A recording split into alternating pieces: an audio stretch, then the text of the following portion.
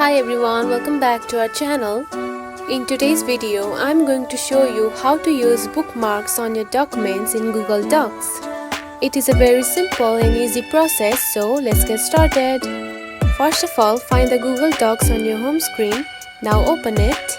Then choose one document where you want to use your bookmarks to. Now here you can find the option of pencil icon. Now tap on it. Now choose the paragraph where you want to add the bookmarks to. Then here you can find the plus sign option. Now tap on it. Then scroll down and here you can find the option of bookmark. Now select it. Now here you can see the bookmark has been used to your document.